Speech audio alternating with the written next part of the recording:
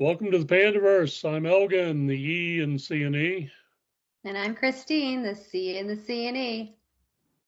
And we're joined today with Maria Henriksen. She's the author of Christian romance. An amazing author. Thank Got you. a lot of followers, a lot of fans. And she's just published the second book in her series. And the series is, overall, it's called Not Again. Yes. And this particular book's called The Fallout. Correct. So what are the differences between the books? I know you had a character, Christina DeRosa. Yes. Is that right? Right. So well, it's actually pretty basic. The other book was set in the 1980s, right? And then this one's... Well, both of them are set in the 80s. The first book is set for the high school years, and the second book is college years. So it's pretty straightforward. Her first book is really good book. Really good book. Thank you. So was yours. Thank you. Thanks. And I'm really excited that you get this new book. So why don't you tell us a little bit about it? So, like I said, it's a continuation of Christina DeRosa's life. It's basically a spiritual and emotionally charged journey. And this second book, the sequel, is dealing with her college years. There is a romance. It actually is a second chance romance, so you get to see, who this second chance is. There are returning characters, new characters, and so some of your favorites are returning. And yeah. So that's basically it continues her journey, and it's called Not Again, the Fallout, because part of it is the fallout from what happened in the first book, and it kind of gives closure to unanswered questions from the first book, and it ties up everything in a nice little bow in the end. Well, that's great. Yeah. So this book came out in July, and I'm looking on Amazon here. You have 18 5-star ratings on it already. Yes. And I think your first book had something like 80 reviews posted on it. So a little bit more, yeah. Yeah. I'm pretty fortunate with the reviews that I've got. I've gotten lots of rave reviews. It's nice to have all 5 stars so far. So fingers crossed that'll continue. When you write a good book, I mean. Yeah. What's the secret that you found to getting all those good reviews? Because other than the book's well written and well edited and everything else, how do you entice or compel people to post reviews? Because that's a problem for all authors. It is a problem for all authors. It just doesn't seem to be a major problem with me for some reason. I have other issues, and I think it's that a lot of it has to do with building up rapport on Facebook, and getting to know people and understanding my readership, and I think that's a big part of it. Yeah, readers like to have a connection with the authors, and they like to. Yeah. It's not so much they like to feel like they have a relationship with you, but they like to feel like they know you a little bit, and know something about it. And if they reached out to you, they could actually connect with you. Right. And I've actually been told that I'm one of the most approachable authors out there, which is nice. And I take pride in that. And, it's something that, I like to, foster relationships, and I put myself out there continuously. I try, and it's not to say that other authors don't do that. But I think that the little things that I do can make a difference. And I do think that, people can tell that I genuinely care, but I also think that to my detriment, I'm not writing as much as most authors. I think that really has a big part of it. So I have to give kudos to those authors who do write, because they're spending their time in their craft, which they really should be doing. And that's not something that I have been doing, as much as I would like to, for just various reasons. It's a choice that I made. And, so I guess that's why I'm so appreciative that, where I spend my time, it's paying off in that regard, in terms of receiving a lot of reviews, and, that they are good reviews too. That does help. So the social creds are there. That's wonderful. Well, how long did this book take you to write? Well, I really wrote it off and on. The first book took a few months, and what happened was I realized that it was too long, and so I had to cut it to a certain point, and I realized that a natural break would be to end it at high school. So part of the second book was already written, and then I just kind of had to fill in the gaps and then continue the story out, which was not my initial plan to do, but it was something that I prayed about, and I really grappled with it, because I was like, I just wanted to do one and done. And then, and then I ended up feeling like, well, this really does need a sequel, and the part that I had written really has to do with the big part of the title, Not Again. So in the first book, there's small not agains, if you look closely enough, but then in the second book, it makes a lot more sense as to what the reference is for Not Again. So are you planning any future books with this series, or another standalone, or?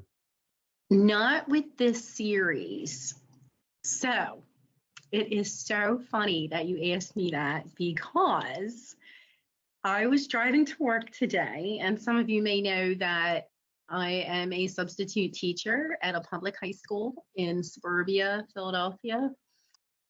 And a lightning bolt went off, that something that happened last week, in the middle of me subbing, this whole drama was set before me, and I thought, this will make a great book. And it's so funny, because I was talking with one of the police officers, and she said, well, that's perfect for your writing. And I'm like, exactly. So I said, yeah, now I'm inspired to write something. So I was like, oh, excited, So I'm like, okay, so I think that's something that I'm going to do. And I also have another book that I have in mind to do as well. And but so the one that the students inspired me would also be a young adult book, which, as you would know, half the readers of young adult are adults, actually. But most of my readership, like 99%, they are actually adults. So I had already decided that I was going to read another book, but it would be like a women's fiction, and it wouldn't really have anything to do with young adult characters. So that's going to be like a little shift in genre, but it's going to be still on the same vein as it being Christian and inspirational, because that's really the heart of who I am. Aw. And you're going to read for us today, right? Yes, I do have. I was thinking I would do like a whole chapter if that wouldn't be. Yeah, go ahead. Go ahead. Go for it. Yes, I'm excited. All right. So this gives a little bit of a flavor of my writing and also the theme of Not Again, the Fallout. And it's also a theme in the first book as well, in Not Again. As a reminder, this is college years. Okay. So it's more like a new adultish type. I know that's more of like an indie type of genre rather than like a the traditional publishers don't really use that type of genre. But the girls were up until 6 a.m. partying the night before. Okay.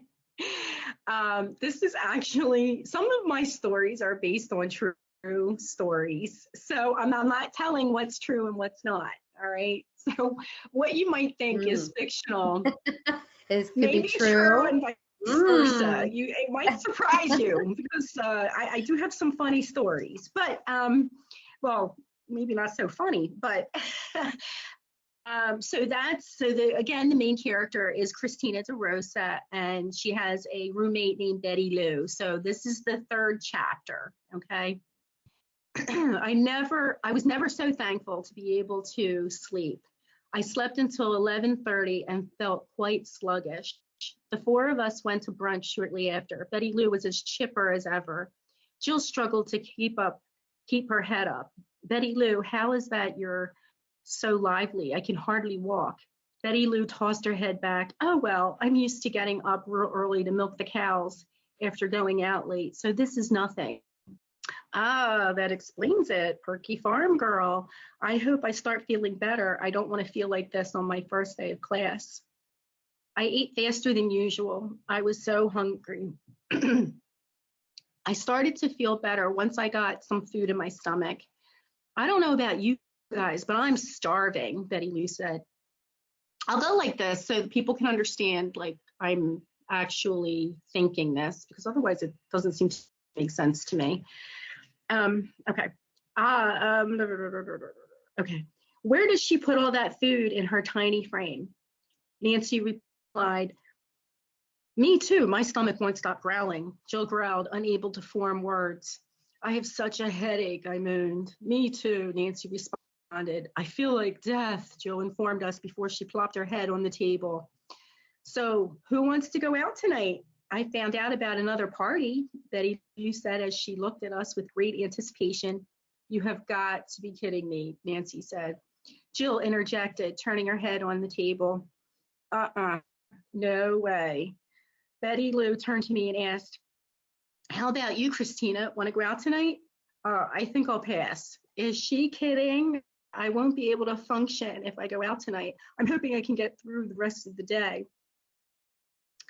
After brunch, we walked back to our dorm rooms. Jill waved us off, stating she was going to hit the sack. I knew better than to take a nap like Jill did. That would have only made me groggy and would have messed up my sleep schedule. Betty Lou, Nancy, and I decided instead to go on a scavenger hunt that our dorm was hosting. The intention of the hunt was to explore the town. No driving was permitted. With the list in hand, 3 of us walked to town.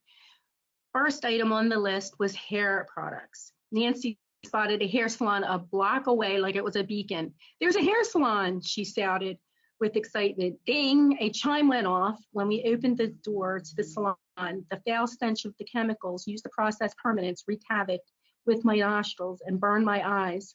Hi, we're here for the scavenger hunt, Nancy announced. Oh, yes, here you go. The woman behind the white counter gave us each a bag of samples of shampoo and conditioner. We each thanked her and went to the next item on the list.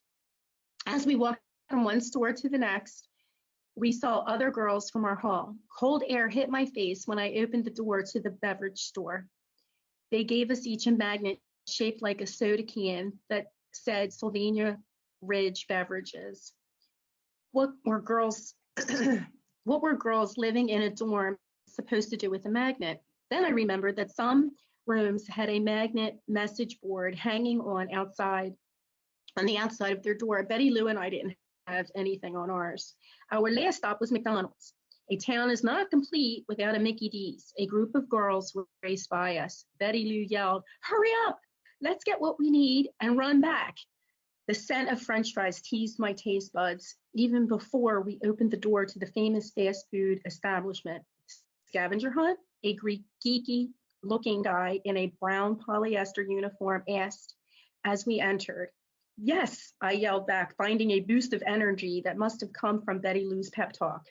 "Here you go." He handed us a white bag displaying the golden arches.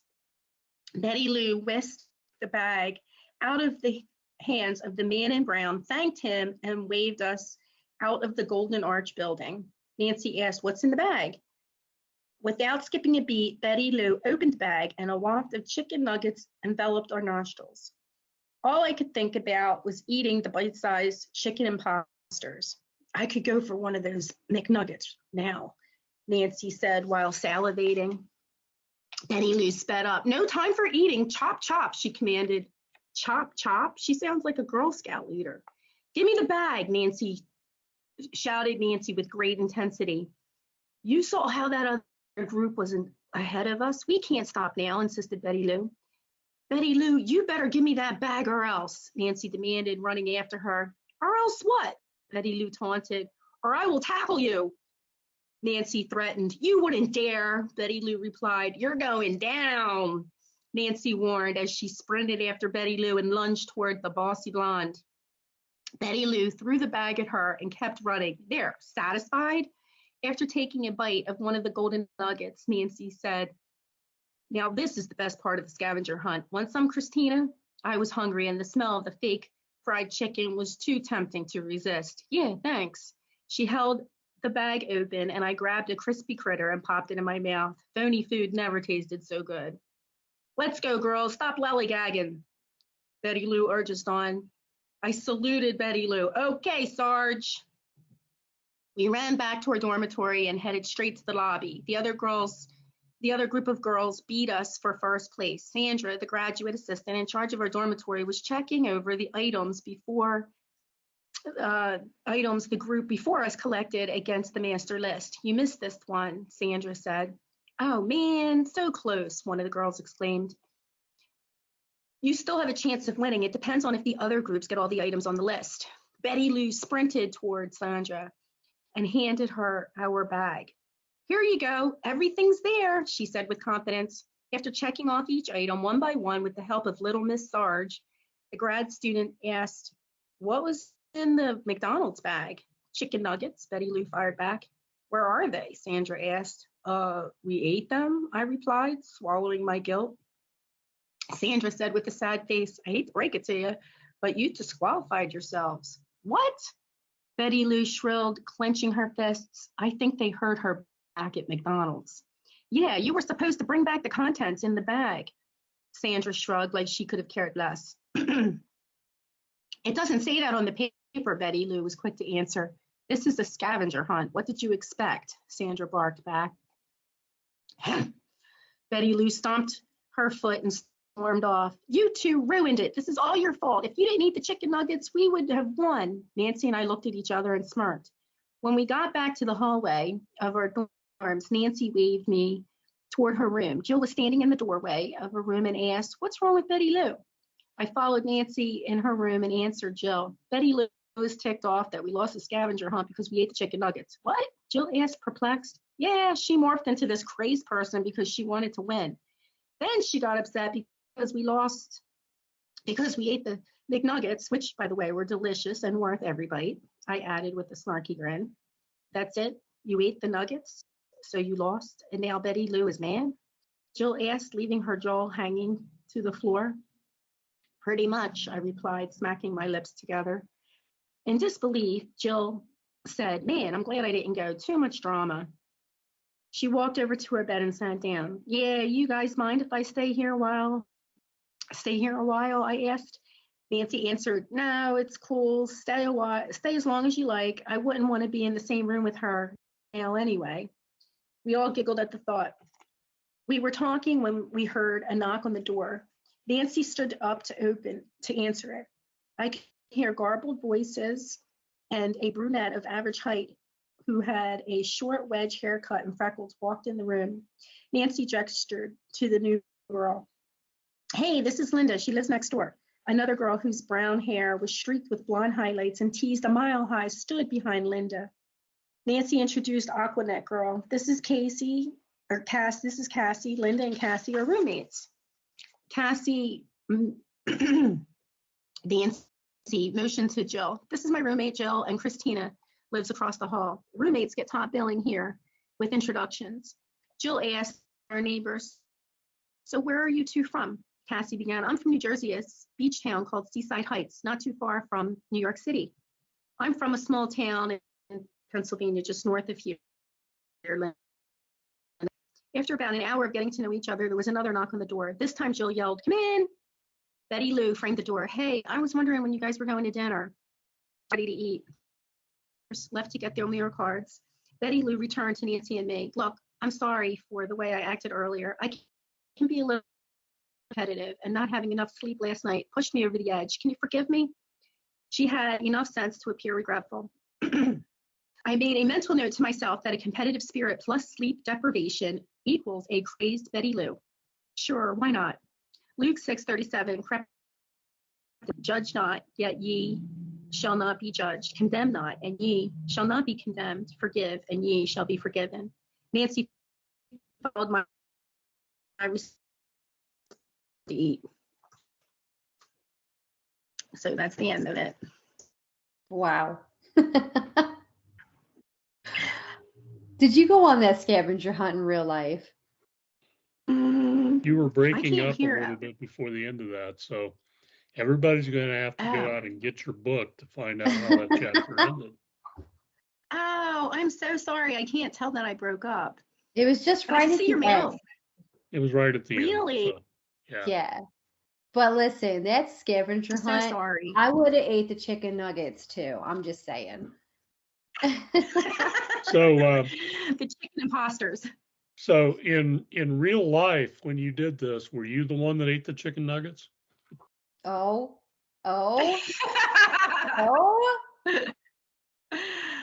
Well, let's say that part of that is true and part of that is not true. So I did not eat any chicken nuggets. Wow. Aw, that was a great reading. There was a when I was at college, there was a McDonald's that was about a block down from where I worked part-time. I worked in a stereo store, hi-fi store. Hi-fi, remember that? Yeah. And used to go over there to get lunch every day for the guys. And then I realized I was putting on a lot of weight from eating there. Yeah, I guess so, yeah. We just went and got those adult Happy Meals. And I was super excited, because an adult Happy Meal is part of my childhood. So would you know they put it in a brown paper bag? I paid $12 for a Big Mac, a small pop, and a small fry, and a little bitty Grimace toy in a brown paper bag. Wait, they really have adult Yeah, but they were supposed to come in like a Happy Meal box. And they totally gypped me on my box. Oh, man. Yeah. Well, I think like every college town has McDonald's. So I figured it would be relatable, Oh, yeah. Yeah, well, back when I was in college, I'm probably dating myself here, but back when I was in college, you could go there and eat for well under $5. Yeah, I remember when cheeseburgers were like 49 cents? Yeah, 49 cents. Oh yeah, definitely. Well, I think the hamburgers were like 39 cents, cheeseburgers were 49 cents. Yep. Right. Yeah. Fries were 25 cents. Yeah, back in the good old days. Right. Oh, yeah, that was a really good scene. I love the scavenger hunt part.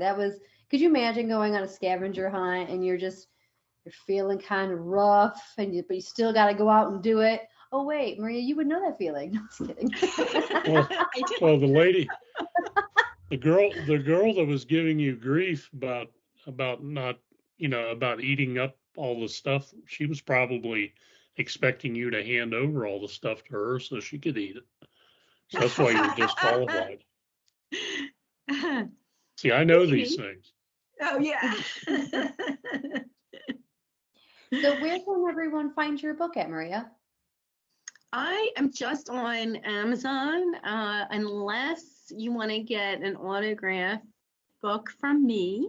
You can reach out to me online at my website, mariathenriksen.com, MariaThenriksen.com, or you can send me a PM on Facebook, my author email, which is author Maria T Henriksen at gmail.com, and I can, sign a book and ship it off to you I would say in the contiguous United States. Shipping otherwise is very, very expensive outside of the US. I've actually done that, and I vowed not to do that again. So it has. Everything's gotten so pricey. Yes, very expensive. Yeah, but at least, hey, I'm international, right? Yeah. Aw.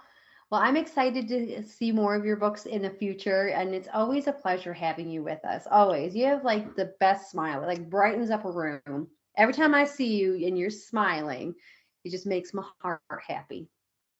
Oh, well, thank you. I appreciate that.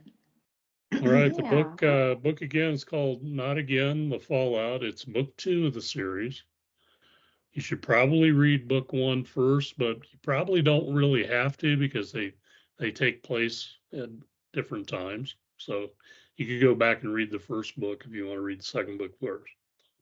Yeah, I've actually talked to a couple of people who read the second book, I should say, who read The Fallout, Not Again, The Fallout, before reading the first book. And they said they didn't have any problem understanding it. But then those who read it in order, the first book first, the second book next, they feel like you get more of a sense of the characters, the background, and that is true. So I do recommend the first book to be read first and then continue on, to get the full effect. Okay, both books are available in Kindle, and I don't know about the first book. This book's on Kindle Unlimited, so if you have an unlimited account, you can read the book basically for free because you paid a membership fee, which compensates the authors. Yes, both books are on Kindle Unlimited. Okay, for now. And they're both available in paperback as well. Yes. We thank you for joining us. We look forward to the next book. Yes. Connecting up again, so you need to get busy and finish that book that's based on that weird situation that happened. Finish it. I didn't even started it. I just thought of the idea. Get busy. I don't know where it's gonna go, but I never know. I don't plot anything out. It just hits me, and I'm like, "That's what I'm gonna do." Like a lightning bolt. That's the life of an author, right there. Absolutely, 100%. Yeah, I haven't been this excited in a while, so yeah, I think it'll be fun. That's a good sign. It's going to be a good book. I picture it being like a movie, like it's something, because when I witnessed it going down, I felt like I was inserted watching a teenage drama movie. I was like, it's going to be perfect. Yeah, and I'm thinking, this is not happening right now, is it? This can't be happening. But it was. It just unfolded in front of me, and it was like one scene after another in a short amount of time. It was crazy, and I'm thinking, okay, like it was just a snapshot of something that I'm gonna just take and run with it. But it was a pleasure being here. Thank you so much. Always. It's always a pleasure having you with us.